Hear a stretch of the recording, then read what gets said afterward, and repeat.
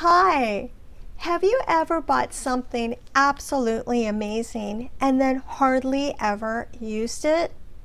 I have.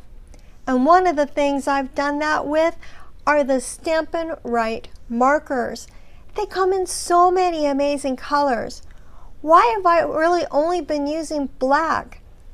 Well, I love it for doodling, but really, these have been hiding in plain sight in my craft room, and it's time to break them out.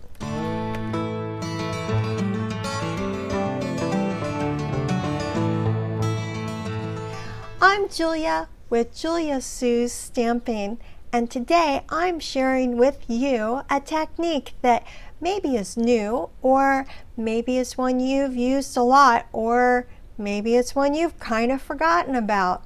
Well, I had forgotten about it, and using some awesome acrylic blocks and these gorgeous Stampin' Write markers, I'm going to help show you how to create some really cool backgrounds for your cards. It's beautiful, it's easy, and it's so versatile. Of course, I've got lots of options to share with you at the end, so stick around and you'll be able to see how you can use this yourself. You know, after all, this is easy, it's colorful, and it's kind of magical. If you're watching during the premiere, then please hop over into the live chat.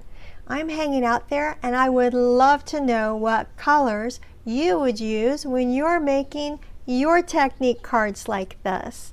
And if you're watching the replay, please leave me a comment. I want to know what you think. And as soon as YouTube lets me know that you've left a comment, I'll respond.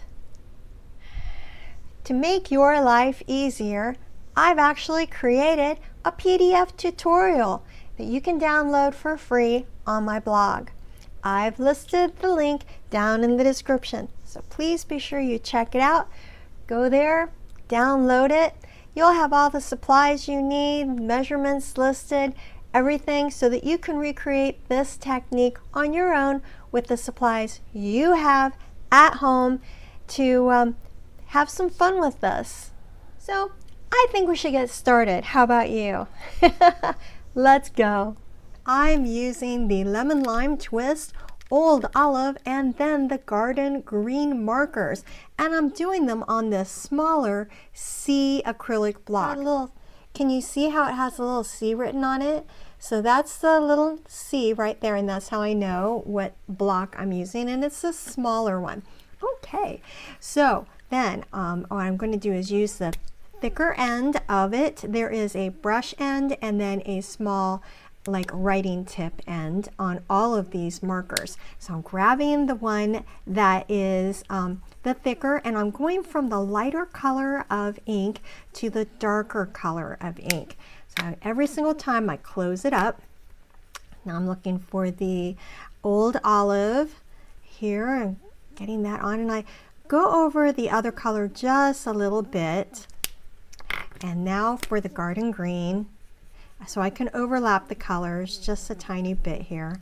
And I know it's hard to see on top of that silicone sheet. That's what I like to use under the paper though, so it doesn't have problems going through onto my work surface. So I'm going to just put a little bit more of the Old Olive on so you can see that. Okay, now here is the magic. I'm going to go ahead and cover my surface with a towel really quickly because I do not want to get everything wet. And I'm using the spritzer, the Stampin' Spritzer. So it comes, I think, 2 in a package. Maybe it's 3. I'm not 100% sure. I should check that out. And what I'm going to do is I'm going to spritz. I make sure I know where the hole is that spritz. And I'm going to spritz that block like 3 or 4 times. All right. Now I'm going to remove that, pull in my basic white piece of paper that I'm going to use for the art piece.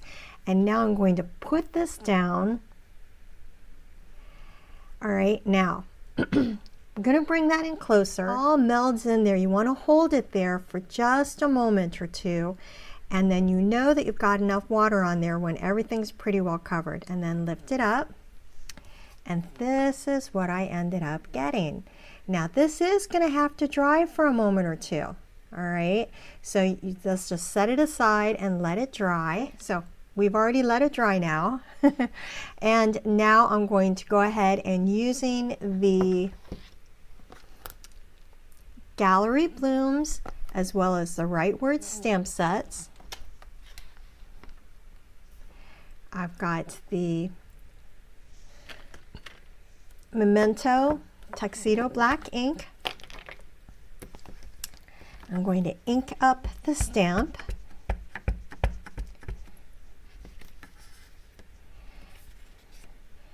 And then I'm going to just put it over this corner. And look how beautifully that works. Then the words I've got, because I need a sympathy card, are forever loved, forever remembered. And I'm going to use a piece of grid paper to make sure I'm getting it straight, because when it comes to cling stamps, I really want to make sure I stamp stuff straight. So I'm using the line to help me see if I've got it on there. Oh, that's pretty good. Okay, I'm just going to turn it a tad bit from where I think it's straight to turn it just a little bit. That turned out well. I'm so excited about that. Yay! Okay, and that is how it works. What a beautiful background, isn't it? I have got a finished one here for you. And I framed it with a basic black, layered on some garden green, and finished it with some neutral black dots. So this is a perfect sympathy card. And inside I've pretty much got the same thing. But how cool is this background? It works beautifully for this. Now let's head to the water with this next color combo. I've got Azure Afternoon, some Blueberry Bushel, and the Misty Moonlight marker. This time I'm going to put them on the C block again.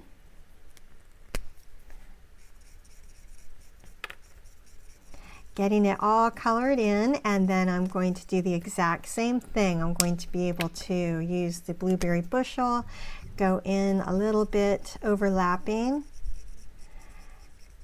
get it nice and inked up with the marker. Lastly, I'm using the Misty Moonlight.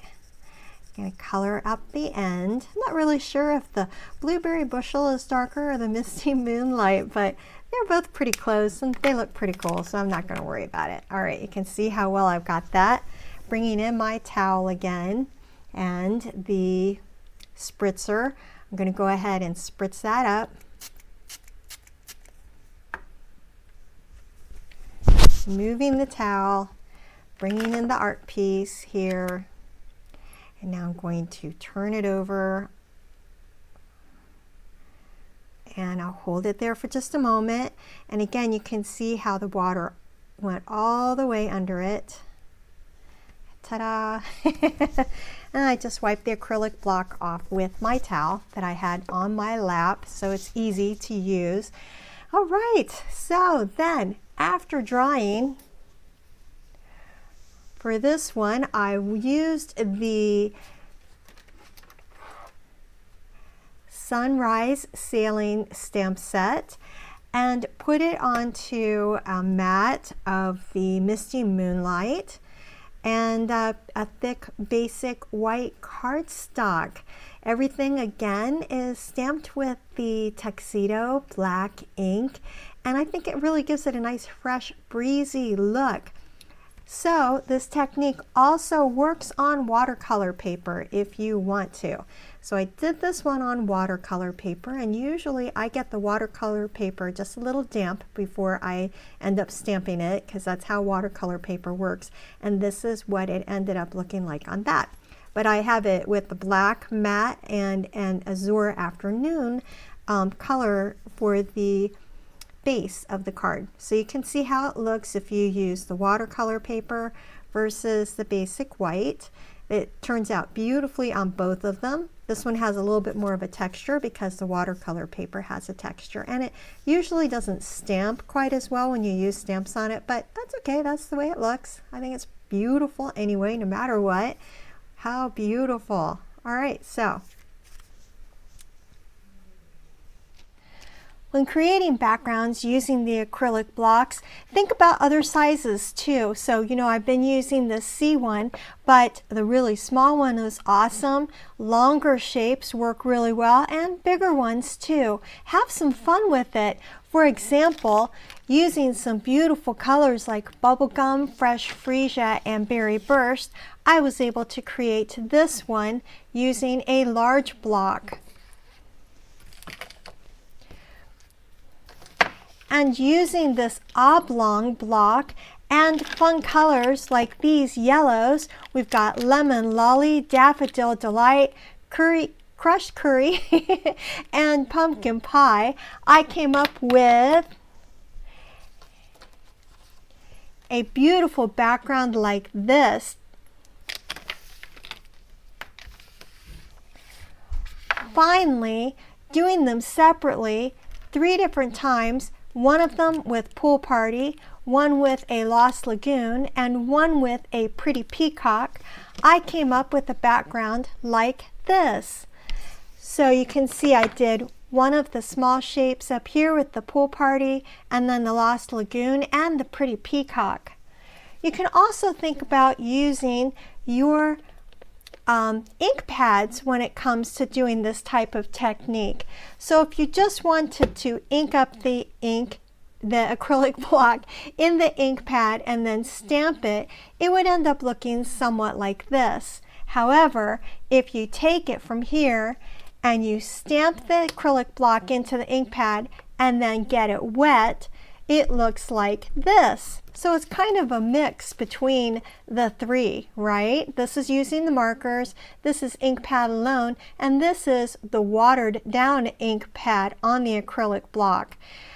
What a nice variation to use all that same type of thing. It's just great how different they all look.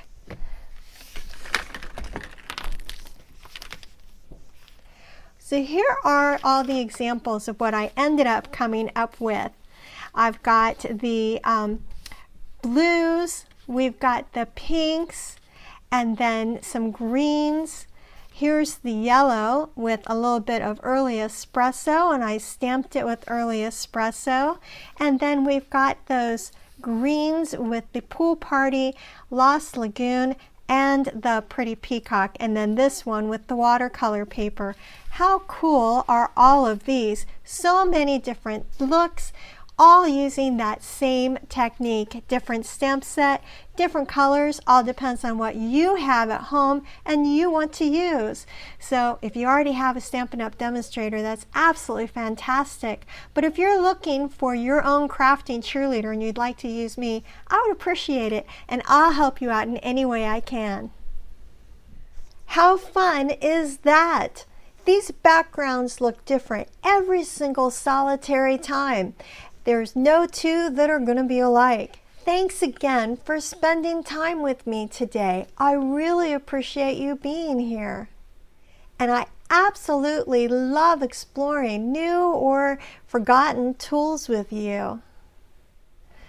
So if you give this technique a try, I would absolutely love to see what you create. Be sure you tag me if you post them on social media. That way I can see it. And please follow me on social media. Give the video a thumbs up. Hit the subscribe button if you haven't already. All these things are free and really help grow my teeny tiny business. So I appreciate any support that you're willing to give me. Thank you. And remember to grab your free PDF listed on my blog.